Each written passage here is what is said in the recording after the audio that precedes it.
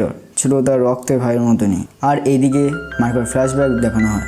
Victor মার্কোকে বলে, আমিও গাড়ি চালাতে চাই, কিন্তু ভগবান আমাকে জন্ম থেকে অন্ধ করে দিয়েছে। এটি শুনে মার্কো তার ভাইয়ের কথায় গাড়ি চালাতে দেয়।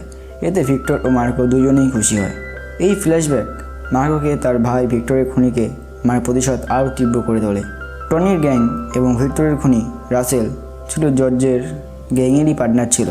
এদের মধ্যে মাঝে সাঝে বিজনেস মিটিংও হতো। এরকম এক বিজনেস মিটিংয়ে টনি জর্জকে রাসেলের সামনে পরিচয় করে দেয়। টনি বলে যে রাসেলের নেতৃত্বে তারা এক ইনভেস্টিগেশন টিম বানাবে ভিক্টরের মৃত্যু অনুসন্ধানের জন্য। তোমরা চিন্তা করো, খুনিকে না নিজেই খুনির খোঁজার কথা বলছে। যাই হোক, এই মিটিংয়ে মার্কো চলে আসে। মার্কো বলে, কোনো ইনভেস্টিগেশন টিম বানানো দরকার নেই, সে নিজে ভিক্টরের খুনিদের শাস্তি দেবে, সেটা হবে মৃত্যুর চেয়েও কঠিন শাস্তি। মার্কোর মুখ থেকে এই হুমকি শুনে টনি তার দলবল নিয়ে চিন্তায় পড়ে যায়। তারা ভাবে জর্জকে তারা সহজে ভুলিয়ে রাখতে পারবে, কিন্তু মার্কোকে ভোলানো অসম্ভব।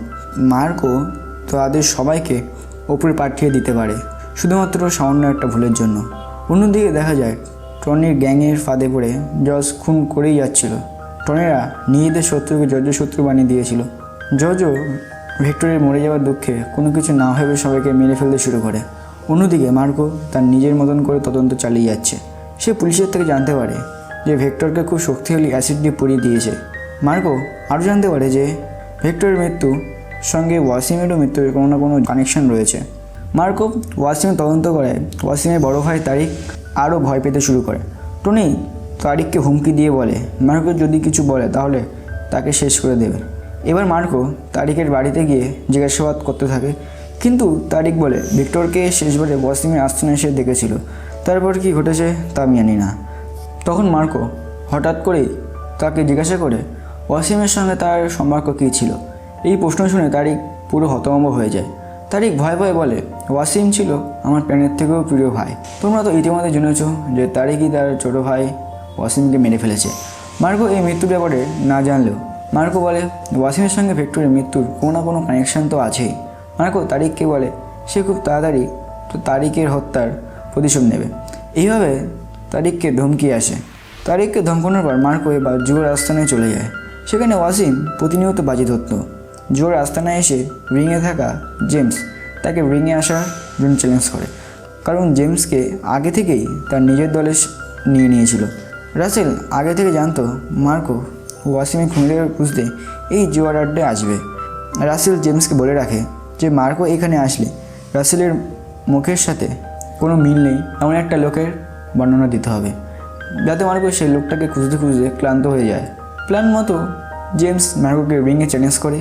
মার্কো চ্যালেঞ্জটা অ্যাকসেপ্ট করে রিংয়ে উঠে পড়ে ও জেমসের পুরো দলকে মেরে ভক্তা বানিয়ে দেয়।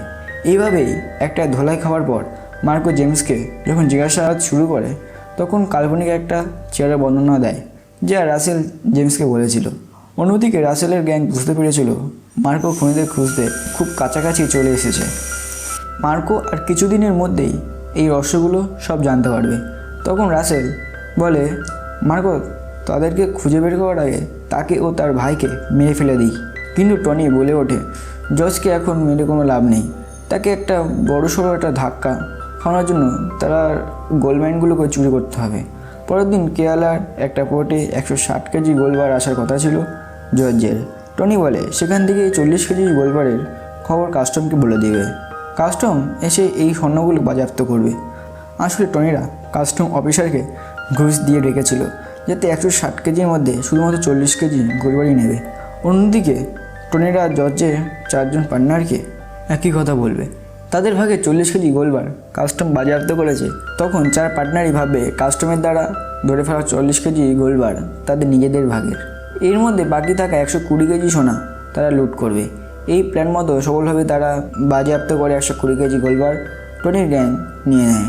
অন্যদিকে দেখা যায় জর্জ এই গোলবার ধরার খবর জানতে পারে, তাই জর্জ তড়িঘড়ি সবাইকে মিটিংয়ে ডাকে।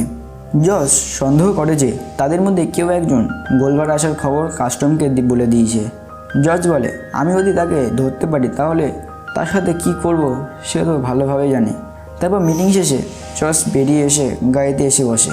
তখন রাসেলের গ্যাংয়ের একজন, তার নাম দেব, একটা ইম্পর্ট্যান্ট কথা বলবে বলে গাড়িতে উঠে পড়ে। কিছু দূর গিয়ে দেব বলে ওঠে, আমি গোলবারের কথা কাস্টমকে বলে দিয়েছি। এটা বলেই দেব জর্জের পেটে বারবার ছুরি মারতে থাকে। তারপর দেব গাড়ি থেকে বেরিয়ে অন্য একটা গাড়ি করে চলে যায়। দেব ভেবেছিল যে এত আঘাতে জজ হয়তো মারা যাবে, কিন্তু সবাইকে অবাক করে জজ ভাগ্যক্রমে বেঁচে যায়। হসপিটালে তখন মার্কো চলে আসে তার বড় ভাইকে দেখতে। এই সময় টনির মাথায় আবার একটা প্ল্যান আসে। জজ মারা যায়নি, তাই অন্য একটা কিছু করতে হবে। তাই সে সোজা মার্কোর কাছে যায় এবং বলে, এই সব কিছু করেছে তাদেরই এক পার্টনার দেব। টনি স্বর্ণ কাস্টমকে ধরিয়ে দেয়, এই দোষটাও দেবের ঘাড়ি চাপিয়ে দেয়। জজ তার কথা জানতে পেরে দেব তাকে মেরে ফেলতে চেয়েছিল। মার্কোকে এটা বোঝাতে চেষ্টা করে যে এই সব কিছু করেছে দেব, কিন্তু তোমরা তো জানো এটা কার প্ল্যান ছিল। টনি হসপিটাল থেকে বেরিয়ে এসে একটা গাড়িতে বসে, এই গাড়িতেই দেবও ছিল। প্রথমে টনি দেবকে কটা ঘুষি মেরে নেয়। সে বলে, তুই ভালোভাবে মিশন সম্পন্ন করতে পারিসনি।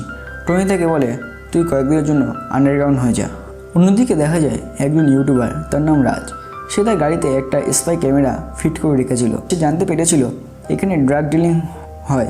এই ক্যামেরাতেই রাসেল গ্যাং এর হাতে ওয়াসিমের কিডন্যাপ হওয়ার ঘটনাটা রেকর্ড হয়েছে।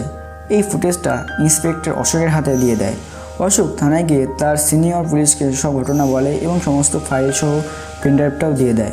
অশোক চলে যেতেই সব ফাইলগুলো ডাস্টবিনে ফেলে দেয় এবং টনির কাছে ফোন দিয়ে সব ঘটনাগুলো বলে। আসলে এই পুলিশকেও টনিরা টাকা দিয়ে কিনে রেখেছিল। অন্যদিকে দেখা যায় টনির গ্যাংরা এই খবর পেয়ে প্রথমে পুলিশ অফিসার অশোককে গিয়ে মারে, পরে সেই ইউটিউবারকে কিডন্যাপ করে তাকেও শেষ করে দেয়। মানে যা একটু প্রমাণ পাওয়া গিয়েছিল তাও শেষ হয়ে গেল। ইন্সপেক্টর অশোক জানতো এরকম কিছু একটা হতে পারে, তাই জর্জের পরিবারের এক ডক্টর, তার নাম সেবাস্টিয়ান, তার হাতে ভিডিওর ফুটেজ কপি আর পেনড্রাইভটা আগে থেকে দিয়ে দেয়।